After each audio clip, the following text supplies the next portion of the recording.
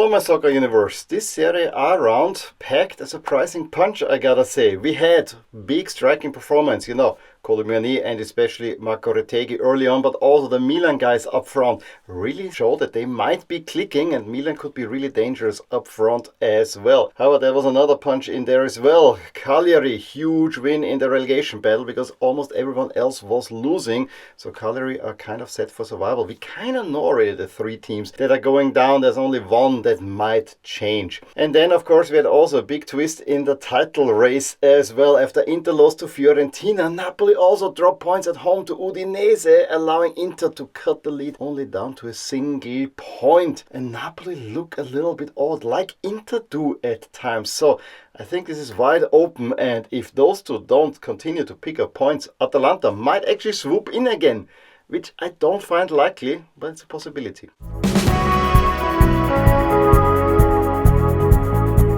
Well, Juve are still not playing great. They at least have found a striker. Kolo Muani scores 2 more goals to give Juve a rather lucky 2-1 win at Como. A Como team that actually were quite well in the game, got a fully deserved equalizer through Thiago just before the halftime break. However, the opening goal between Nico Gonzalez and Kolo Muani was actually something to talk home about. Como were actually more pressing in the second half, and again, Juve super unconvincing. However, Como gave away a penalty and Kolo Muani steps up and converts in the 89th minute. Crucial 3 points for Juventus and also crucial 3 points for Thiago Motta. The individual performance of the round came of course in Verona, where Retegui, a guy that 1.5 years ago nobody really knew, continues his great goal scoring form, scoring a poker at Verona. 4 goals, opening score in 21st, doubling up in 25th, Ederson in 37th, and then Retegui in the 44th. We already a very resounding 4-0 halftime lead for Atalanta, and Retegui then adds a 4th one early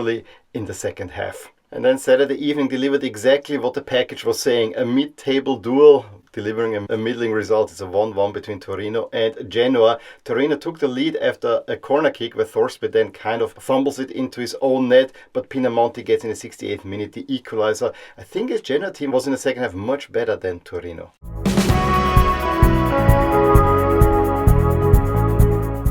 What a weird win for Milan at Napoli. A crucial win in the eye of Juventus' lucky win at Como. The first half though, almost want to forget.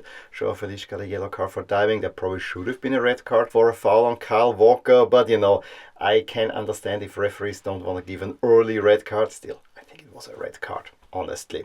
But it was not much to talk home about. The second half though, Conceição reacts, bringing on Leao, Jimenez and Pulisic. Yes, we were saving players for the big Champions League clash in Rotterdam in the midweek, but that almost backfired. While you were pushing, you get caught out on a counter-attack where Colombo runs through and goal is brought down by Tomori for a second yellow card. And of course he's sent off. However, Colombo was offside and the referees did not see that, so that red card should never have happened. On the other side, this foul was so clumsy and I don't even know why he was complaining, because he had nothing of the ball. He was sent off and so the vital win got into distance. However, this is where the new players came in. First order was to restore parity on the field, and that was Santi Jimenez did. On midfield, there was an aerial duel where Santi Jimenez puts his arm into Marianucci and then they fall on the floor. Santi Jimenez just a bit above Marianucci and kind of shoves him a little bit on the head. It didn't seem like it was mean, but it was a little shove. It annoyed Marianucci, young player, so much that he then, with his heel,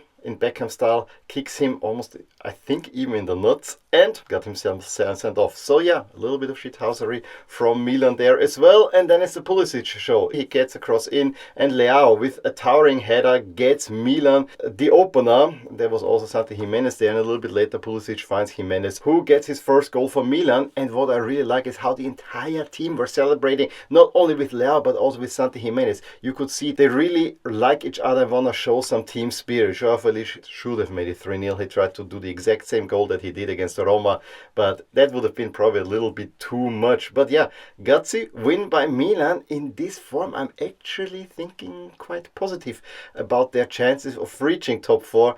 However, it's still a steep hill.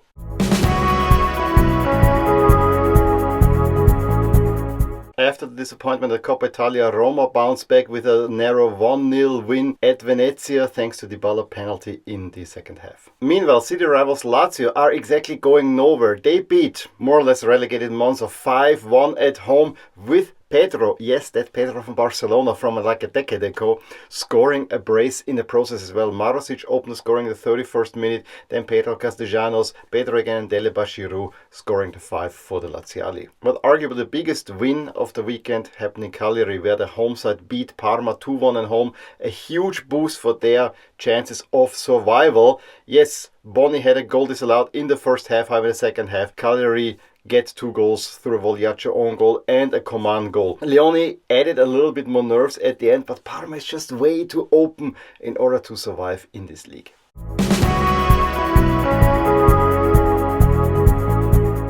In the evening, Napoli's title chances took a little bit of a blow, and honestly their performance was also not really a good one. Only a 1-1 at home to Udine. Udinese side who arguably probably would have even deserved the win. They were very well in the game, especially with Ekelenkamp and Thauvin up front. They were quite a threat for Napoli. Napoli only created half chances in the first half, took the lead after Politano corner when McTominay headed it in after he had missed earlier on. However, 3 minutes later, Karlström intercepts the ball, puts it to Ekelenkamp, who from the edge of the box with a really weird but very well taken shot gets the equalizer. And in the second half, as I said, I thought that Udine were closer to finding a winner than Napoli. What's happening with Conte's side? I think the personnel is getting a little thin and players get overplayed, but still, you only have 1 game per week.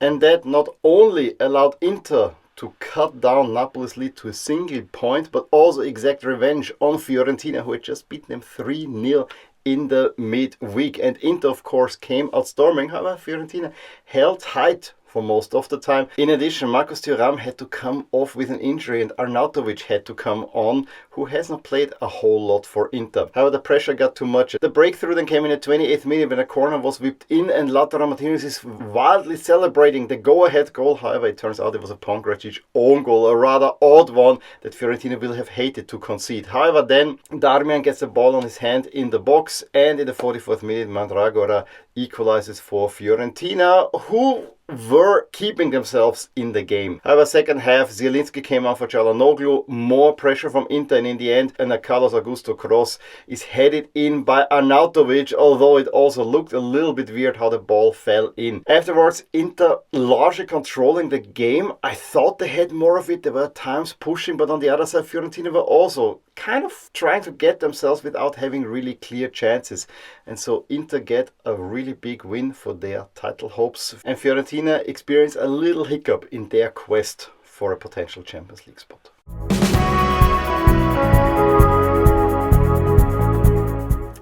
So it is super tight again, meaning it swings a little bit towards Inter on top of the table, because Inter are the stronger team, have a deeper squad, and Napoli, yeah, a rather thin squad. And since they didn't really replace Kvaratskhelia, I'm really wondering whether this Napoli team will have the strength to move on to this title. There is a tough series of fixtures ahead, but also for Inter the same thing. The top 4 battle also got very interesting. I mean, Lazio really are not going away. Juve keep getting lucky wins. Milan might be formidable. Fiorentina is also a surprise package. And don't discount Bologna. Potentially Roma, although Roma are a little bit hanging back as well. The midfield is relatively short, but then the relegation zone is a really tight one. Only 4 points between Cagliari and Parma in 20th. I think Venezia and Monza are down. Parma, as I said, way too open. I really don't think that they will manage survival unless they have a very surprising turnaround.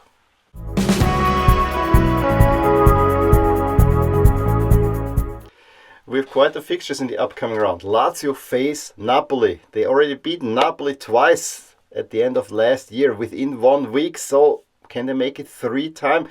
But Napoli really need that win. Juve will host Inter. And that was a crazy game back in the fall, a 4-4 draw. I don't expect it quite as much here, but we gotta see whether Juve can actually break down this Inter side, especially after playing in the Champions League in midweek.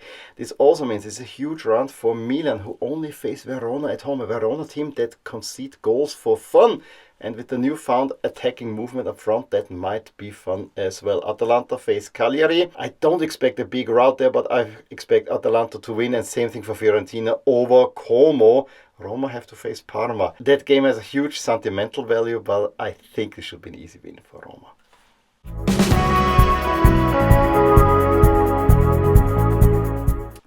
So that's it from me from Serie A. I have to say, I'm trying to feel myself into this new Milan, honestly. I mean, it was a really gutsy win that they got. On the other side, you know, there was the same attitude problems, especially in the first half. However, in the second half, you could see there's a little bit more creativity happening up front, and that could be crucial.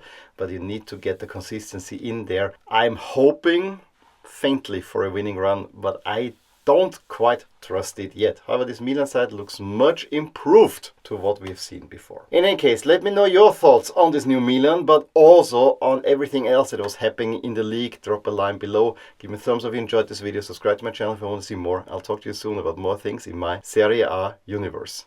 Bye! Hey there! I really hope you enjoyed this video, and if you did, here are some videos and playlists that you may enjoy too.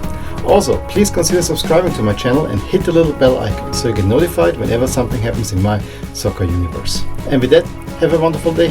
Bye!